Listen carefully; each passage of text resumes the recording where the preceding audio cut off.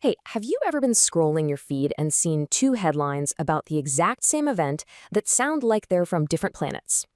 One calls a protest, this heroic stand for liberty, and the next one calls it a dangerous mob. It's the same set of facts, but two completely different stories.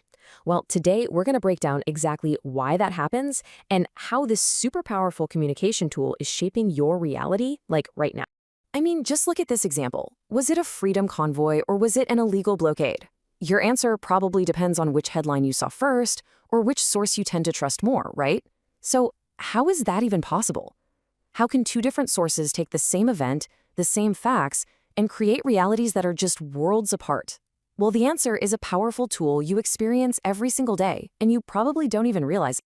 And that powerful tool is called framing. In the world of political communication, framing isn't just one little thing. It's pretty much everything. Think of it like the invisible architecture that builds the stories we're told, influencing what we think, how we feel, and ultimately what we decide to do about an issue. Now look, this idea isn't new at all. Researchers have been studying this stuff for decades. But as the scholar Robert Entman pointed out way back in 1993, it's a fractured paradigm. And what he meant by that is that framing is incredibly powerful, for sure, but it's also so complex that for a long time, even the experts struggled to pin down exactly how it all works. So what is a frame, really? At its core, it's all about making choices. It's the process of selecting some aspects of a situation and making them way more noticeable in a message. By choosing to highlight certain facts or quotes or images, a communicator can push a very specific interpretation, a very specific judgment. It's less about straight-up lying and more about, let's call it, strategic emphasis. Okay, this is where it gets really interesting. A powerful frame doesn't just throw information at you. It systematically guides your thinking through four key steps. So first, it defines the problem for you. Are these protesters patriots or are they criminals? Second, it diagnoses the cause. Is this all happening because of government overreach or is it because of a lawless minority? Third, it makes a moral judgment. Are their actions justified or are they totally reprehensible? And finally, fourth, it suggests the solution. Should we support them or should they be shut down? A single frame walks you through that whole chain of logic, often without you even noticing it's happening. So the crucial point to remember here is that framing isn't really about the topic itself, the what. It's all about the strategic use of language and imagery, the how, to shape our understanding. And to really truly grasp why this matters more today than ever before, we have to understand how the entire media landscape has been completely turned on its head.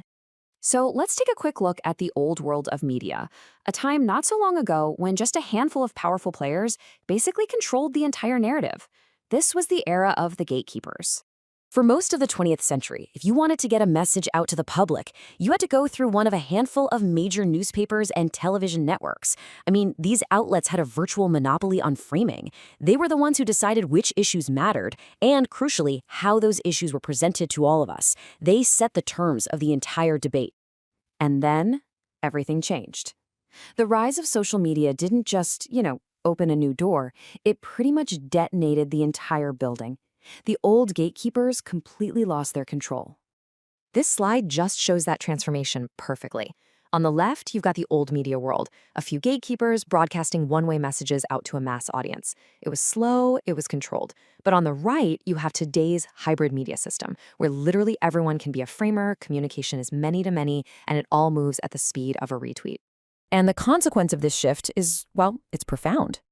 Politicians, activists, corporations, even just individual citizens, they no longer have to rely on journalists to tell their stories.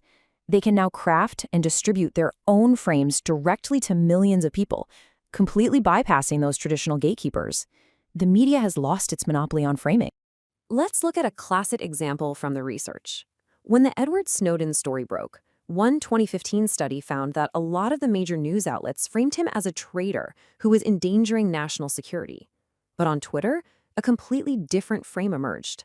That one painted him as a hero, a whistleblower who was fighting for civil liberties. You had two competing realities existing side by side in the very same media ecosystem. So what does this hybrid world actually mean for us? It means we're playing by a completely new set of rules for reality, and it's opened up this fascinating new frontier for researchers who are just trying to understand it all. And the research agenda has just exploded. Scholars are now studying everything from the power of a single Instagram image to frame an entire crisis, to how populist leaders use social media to spread their messages. They're analyzing the framing of huge social movements like #MeToo. And of course, they're trying to tackle how disinformation and fake news use these exact same techniques to manipulate all of us. And the sheer scale of this it's just hard to comprehend.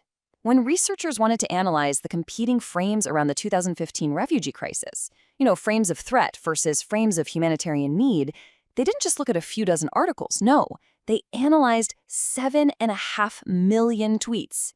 That is the new battlefield for public opinion. So, where does all this leave us? In this chaotic, decentralized, hybrid media world, the fundamental question has totally changed. It's no longer just about what the big networks are saying. The question now is, who actually controls the frame? And this is really where the future of this research lies, just wrestling with these huge, unresolved challenges. I mean, think about it. What is the role of algorithms on platforms like Facebook and Google that are secretly deciding which frames you get to see? How do we even begin to combat rogue actors, hackers and state-sponsored disinformation campaigns that weaponize framing? And who is winning the crucial battle over the images that define our world? Which brings us to our final crucial question. For decades, a few gatekeepers helped create a shared, if, imperfect reality. Now we live in a world of infinite competing frames, all vying for our attention, all just a single click away. So in a world like that, who decides what's real? The uncomfortable and maybe even empowering answer is you do. Thanks for tuning in.